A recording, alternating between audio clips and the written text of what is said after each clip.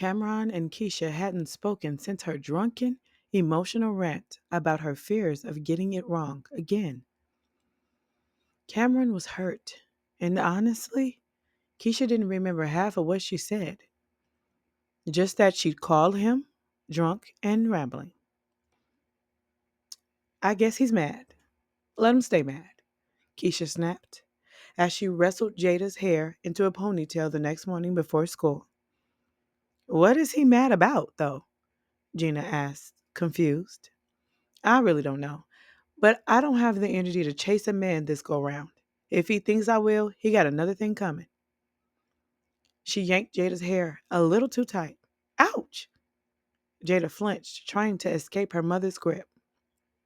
Be still, Keisha hissed. I don't have time for this kind of energy. I've got too much on my damn plate. Andre keeps asking to take Jada and John John for the summer. My job is changing shit every 15 minutes, and my dad is still feeding information to Andre. Girl, that's a lot. Now is not the time for Cameron to be getting in his low feelings. He normally doesn't act like this, but I guess they always show their true colors eventually. I just gotta move on. Like, are y'all breaking up? Or just taking space?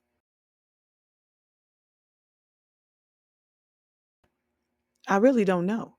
But if this is how he acts after asking me to marry him, I may have to rethink my decision. Maybe the thought of marriage is a lot for him too. Maybe he just needed time to process. I can't do this again. I'm just going to call the wedding off. You're serious? Yeah, I'm going to tell him now. I'll call you back after. Okay, let me know how it goes, Gina replied as Keisha hung up. Just as she picked up her phone to call Cameron, a text came through. Good morning. Can we talk on my break?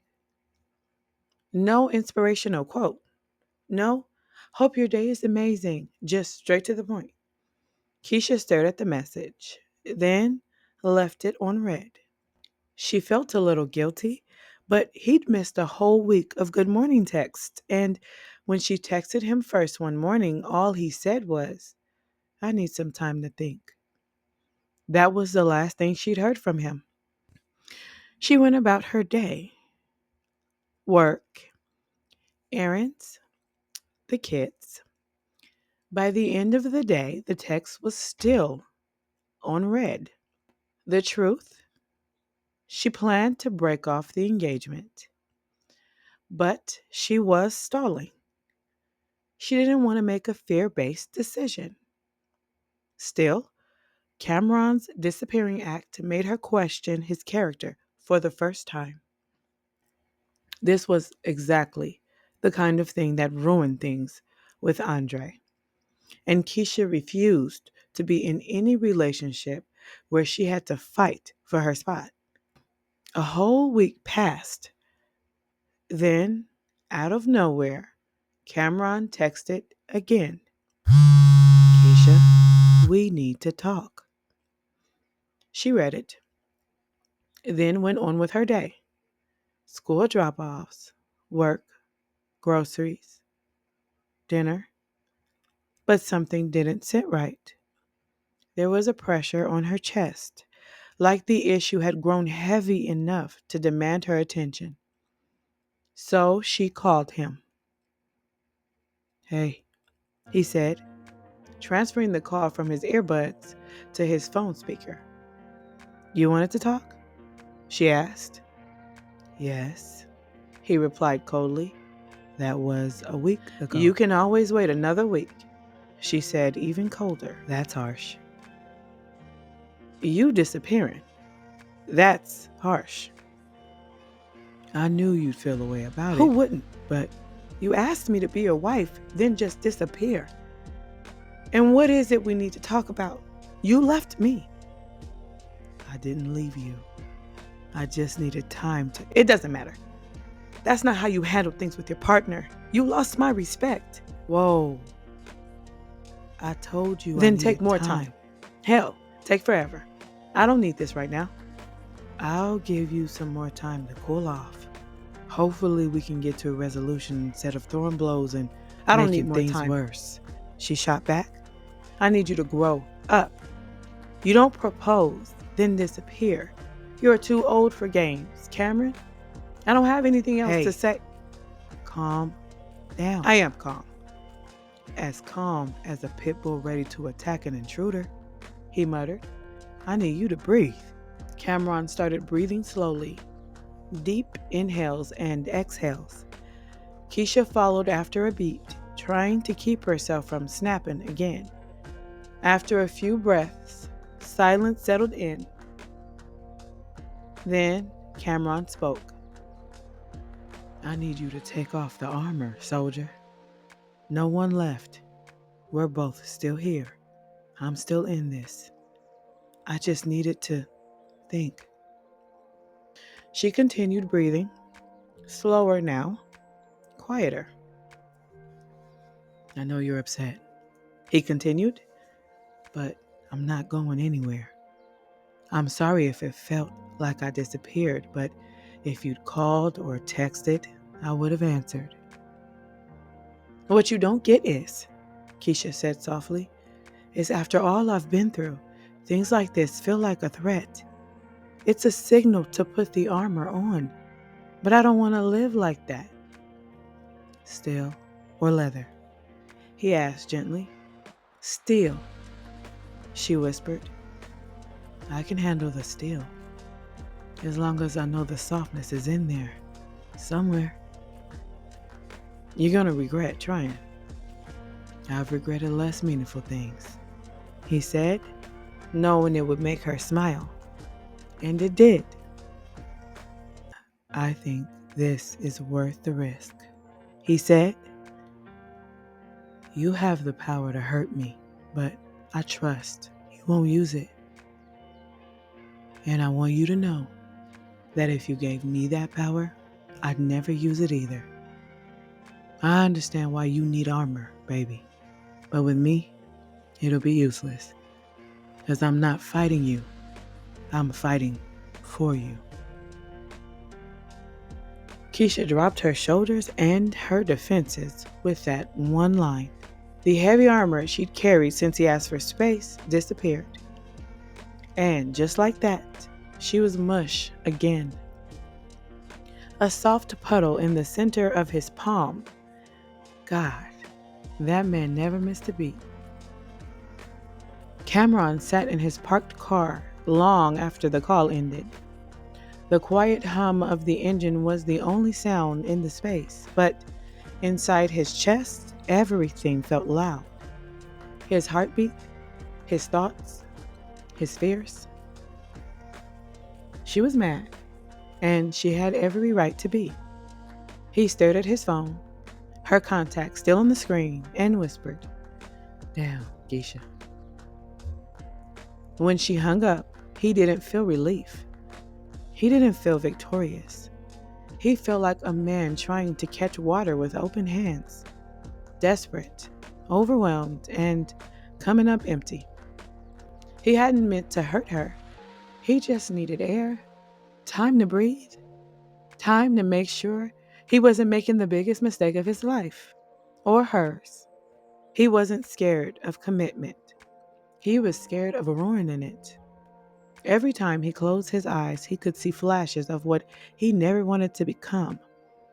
His father pacing the house after his mother left again, spewing the same old line about how women only needed you when they were drowning. That image haunted him more than he admitted. He didn't want Keisha to feel like she had to pull him to shore. He wanted to meet her there, swim beside her, not to be another dead weight she had to drag through life. But he didn't know how to say that. Not in a way that would make sense, especially not after going ghost for a week. He tapped his finger on the steering wheel and exhaled. She had called him out, rightfully so. Disappearing wasn't the answer. It never was. But he panicked. That drunken call of hers had cracked something deep in him. She said she was scared. Scared of him becoming another Andre. Scared of being broken again. He didn't blame her, But the idea that she even saw that possibility in him, that gutted him. Because he had never loved anyone the way he loved Keisha. It wasn't just chemistry or vibes or convenience. It was the way she mothered her children with a fierce love, the way she smelled like warm vanilla and quiet strength, the way her laugh made him forget there was ever pain in the world. He didn't love her despite her baggage. He loved her with it. He loved her soft and hard and completely. But now he had to show it, not with gifts or texts or deep conversations, with consistency, with presence, with staying when things got loud instead of disappearing to think. He had fumbled, no question about it, but he hadn't lost her yet, and he would move heaven and earth not to. He picked up his phone again and opened the thread. He didn't want to text. He wanted to show up. Cameron shifted gears, pulled out of the parking lot, and headed toward the flower shop she loved near downtown. He remembered the name because she mentioned it once. Petals and Poetry. He was going to pick up the biggest damn bouquet they had. Not to fix things, but to say this. I'm here, I'm learning, and I don't plan on leaving again. Keisha had just finished wiping down the kitchen counter when the doorbell rang. She wasn't expecting anyone. Her first thought was Gina probably forgot her charger again. But when she opened the door, no one was there.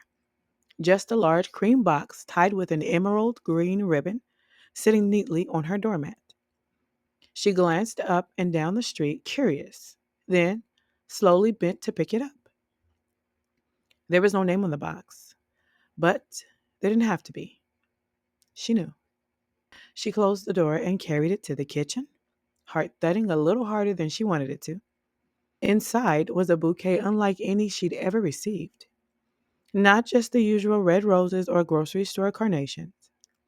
No, this was intentional. Deep purple ranunculus, soft blush peonies, creamy garden roses, eucalyptus, and a single bold sunflower nestled right in the middle. Keisha blinked twice. The card attached wasn't store-bought. It was handwritten. His handwriting, neat, blocky, letters with a little curve to the end of his Y's and G's. She already knew what it smelled like before she even lifted it. Him. That warm cologne with hints of wood and something earthy. The card read, Steel or leather. Doesn't matter. My love is soft enough to get through either. I'm not going anywhere. See. Her throat tightened. She sat down at the counter and stared at the flowers. No words, just feeling. So many feelings she hadn't sorted out yet. Love, anger, fear, hope, exhaustion, longing, all stacked on top of each other like unread messages in her inbox. She'd been ready to let him go just a few days ago, had practiced it in her head like a script. It's not you, it's timing. I love you, but I need peace. Something soft enough to shatter him, but final enough to keep him from chasing her. But then, this. Not just the gesture, but the knowing in it. He remembered her favorite flower, remembered that she loved arrangements that felt like poetry, remembered her, the woman beneath the armor, not the single mother, not the ex-wife, not the girl trying to hold everything together. Her. And maybe she wasn't ready to fall completely back into his arms. Not yet, but she wasn't going to slam the door either. She reached for her phone. Thank you for the flowers. I felt every word. His reply came almost instantly. Cameron. And I meant every one. I'm still here. She stared at the message for a long time, then typed, Maybe we should talk. in person. Cameron named the time and the place. She paused, then sent petals and poetry. Saturday, noon. If they were going to figure this out, they might as well start where the words first bloomed. Cameron had arrived 10 minutes early. He always did when it came to her. The bell over the door gave a soft chime as he stepped into Petals and Poetry, the little boutique flower shop that looked like a dream wrapped in petals. The air was filled with notes of jasmine and lemon balm, and he could already feel the edge of his tension dulling. "She's in the back garden," the attendant said before he could ask. He nodded, taking the slow walk past buckets of blooms and chalkboard signs etched with quotes like "Love grows here" and "Healing takes root when hearts stay open." He found her seated under a canopy of ivy and wisteria, legs crossed, back straight, expression unreadable. She wore a green dress, the color of growth and new beginnings. Or maybe he was just being poetic again. "You're early," Keisha said, not looking up at first. "I was afraid if I wasn't, you'd leave." She smirked faintly, then nodded toward the seat across from her. "Sit." The quiet between them wasn't heavy, but it wasn't light. It was loaded, unsettled. Cameron broke it first. "I appreciate the call. I know you didn't have to do that." "I didn't want to keep pretending like nothing happened," she said. "But honestly, I don't remember everything I said that night. Just that I called you and felt awful the next morning." He leaned back in his chair, fingers steepled, then dropped his voice. "Do you want to know what you said?" Her eyes snapped up to his. "I'm not sure." "You told me you didn't know if you could get married again. You said you were scared that I'd turn into Andre, that you didn't know me, even though it felt like you did. Then you broke down and you cried. You sounded terrified, Keisha, and it wasn't the wine. It was deeper than that." She dropped her gaze to her lap. "Damn. I know you don't remember it clearly, but it stuck with me. And I'll be honest, it messed with my head." He paused.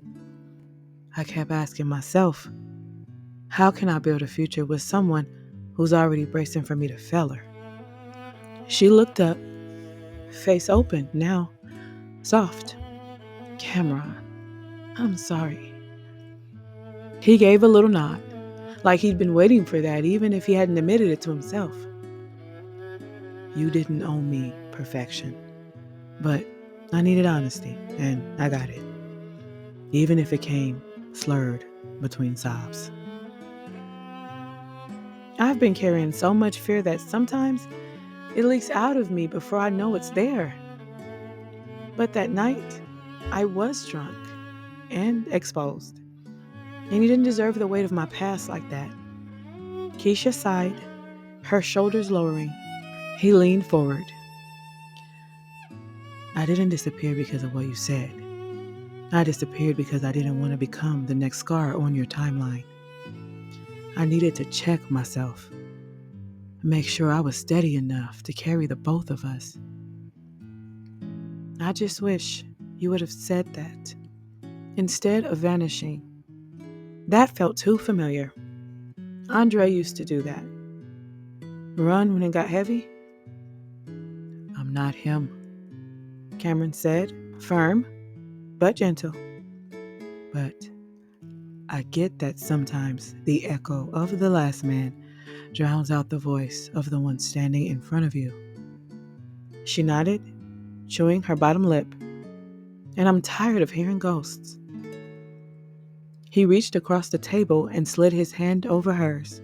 "Then let's get quiet enough to hear each other. No ghosts, no armor." Keisha looked at him, truly looked.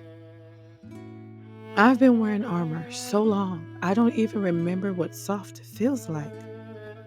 You let me in once before, he said. Let me earn my way back. No rushing, no pressure, but I need you to remember I'm not fighting with you. I'm fighting for you. Her fingers tightened around his. I meant what I said on the phone, she whispered. I don't want to keep living behind a wall, but when you pulled away, I panicked. I turned into that version of me I hate, the cold, defensive one, the one who pushes first just to avoid being pushed. You're not her right now. She exhaled. I'm sorry for ignoring your text, for trying to end things in my head instead of bringing my fears to you like a partner should. Cameron's thumb brushed the back of her hand. Thank you for saying that. But I'm still here because I saw the real you in all of that chaos.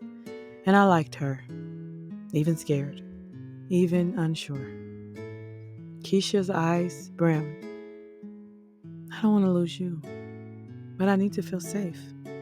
Then let's build safety, slowly, brick by brick. She stood up without another word and came around to his side of the table.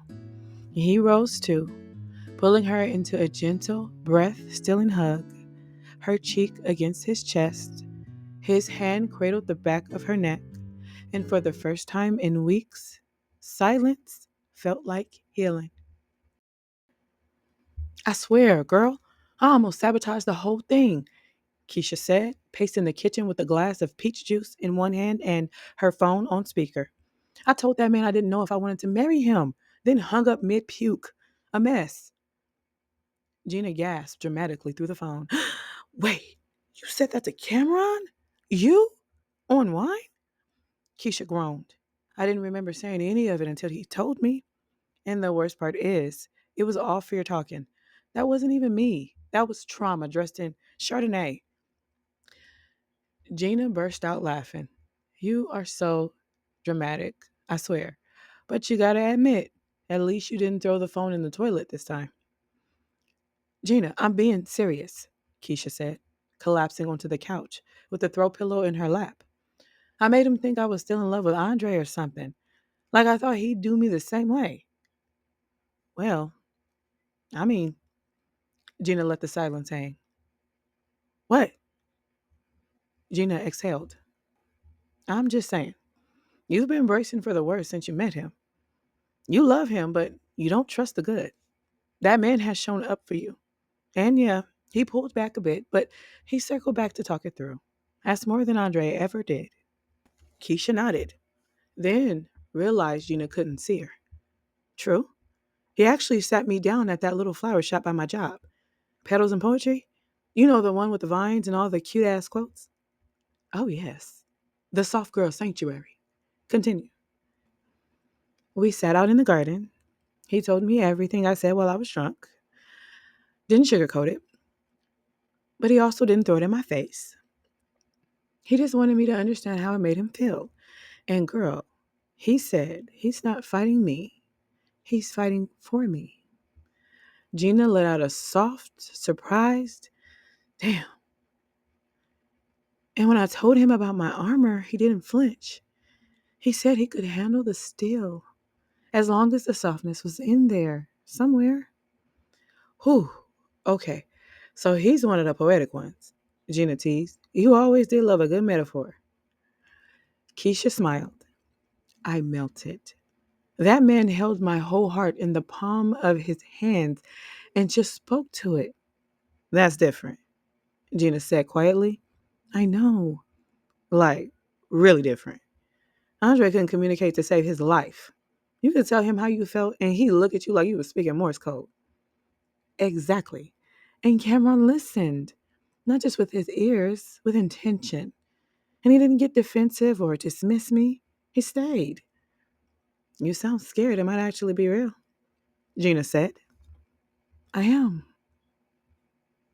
But maybe, Gina added gently, he really is different.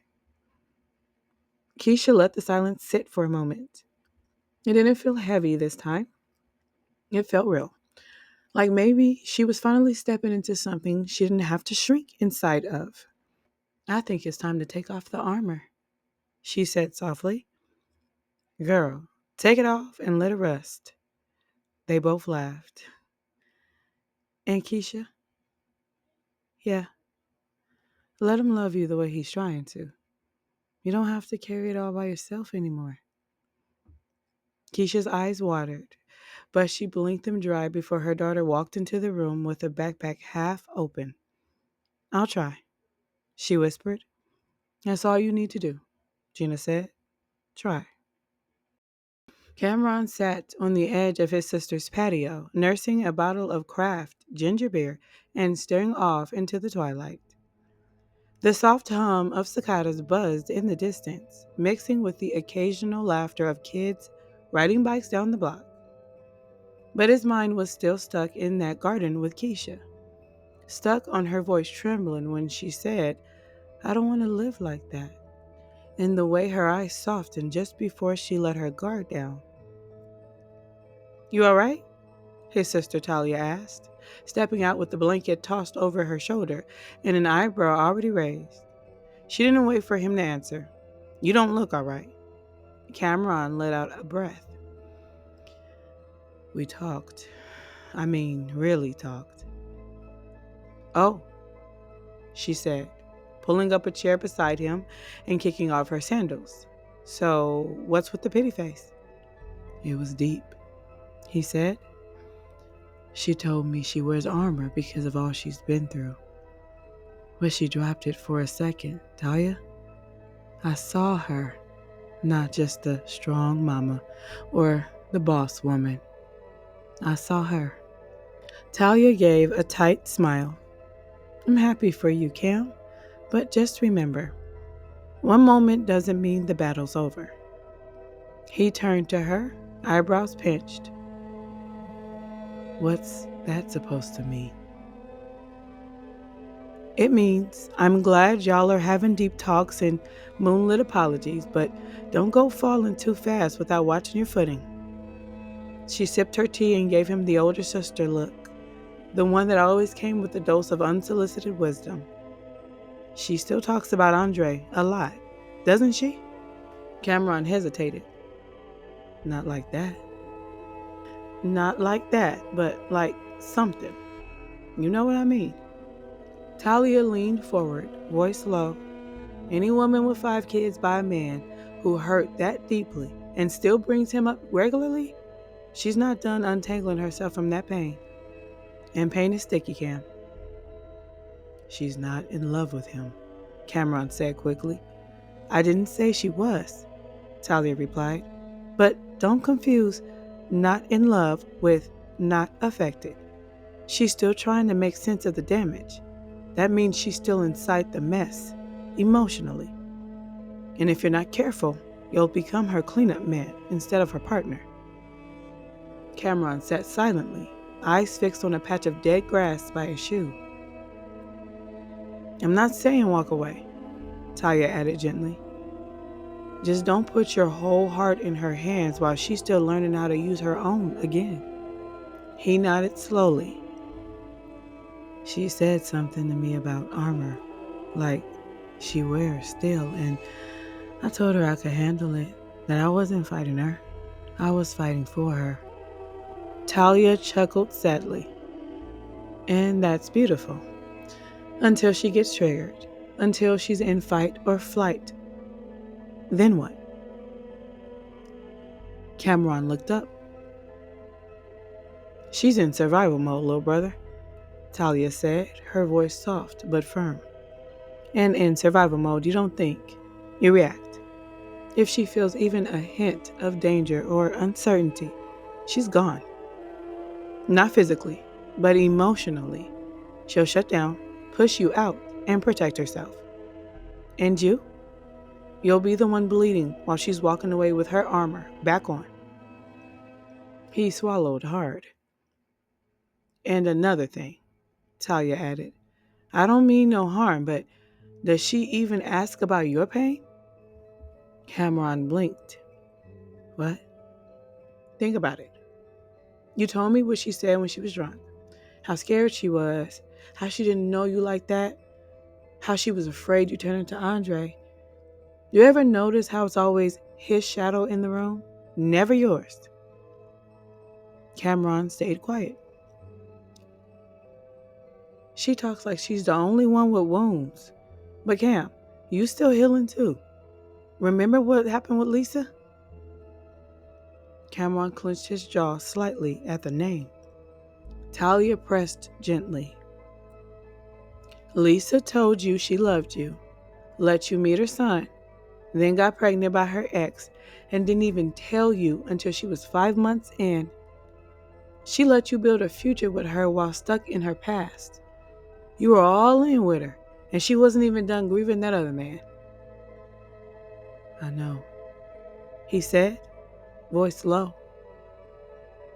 And what happened after you found out?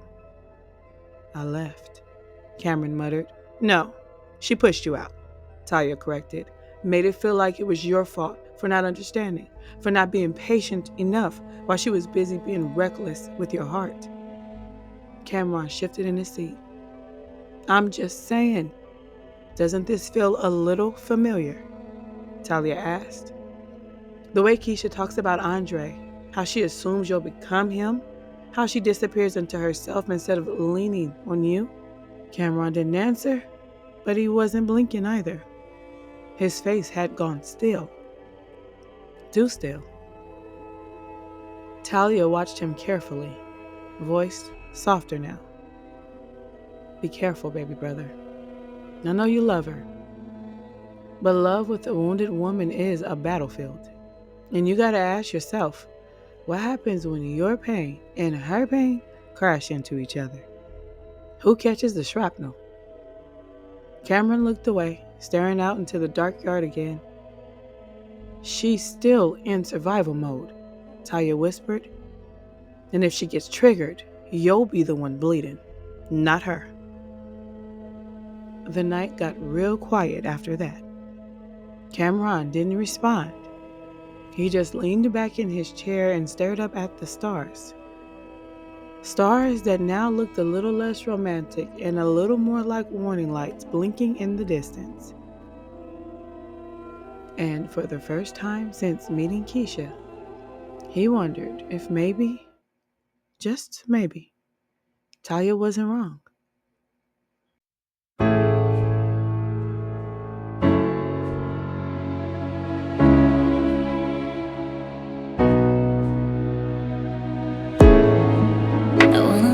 Back, but I can't. I wanna leave you behind, but I can't.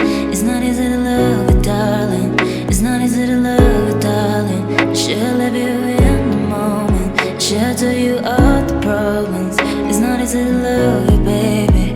It's not easy to love you, baby. It's not easy to love you, baby. You just run, you don't talk, and